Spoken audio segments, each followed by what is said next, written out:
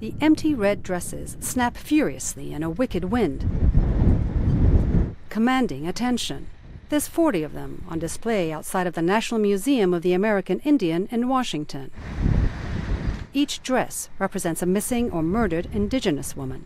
So at the beginning of the project, The installation is the creative brainchild of visual artist Jamie Black, whose goal is to raise awareness about the high rate of violence against Native women. what I do is I put up empty red dresses in public spaces so that people can connect to the absence of these women, but also to the power and presence of the women through the red dress.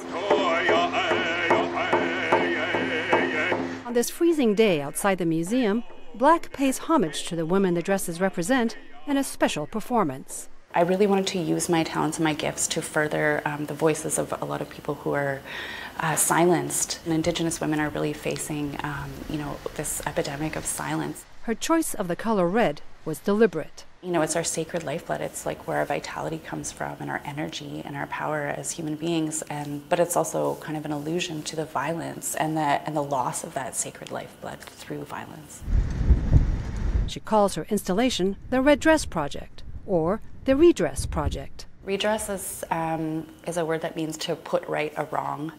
And Indigenous women have been facing injustice in North America for hundreds of years. What do you do when your sisters are under attack? But more and more Native women are refusing to be silenced and are becoming proactive. I think in these ways, in these movements like Standing Rock and Idle No More, we see the strength of Indigenous women to maintain culture in the face of such colonial violence. I am very, very proud and honored to serve. Black and other supporters are also encouraged by the presence of 2 Native American women in Congress now.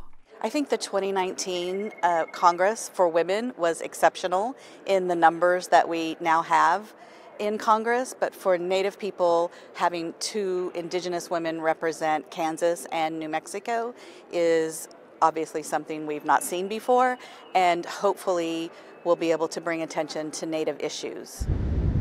In the meantime, Black hopes the red dresses will have an impact on all who get to see them. What I think the artwork and creativity can really do is really hit people in the heart. People who walk by those dresses, they can't unsee that. That's going to sit in their memory for a very long time. And I think it has a really emotional impact on people even before they know, what the dresses are even there for. Julie Tabo, VOA News, Washington.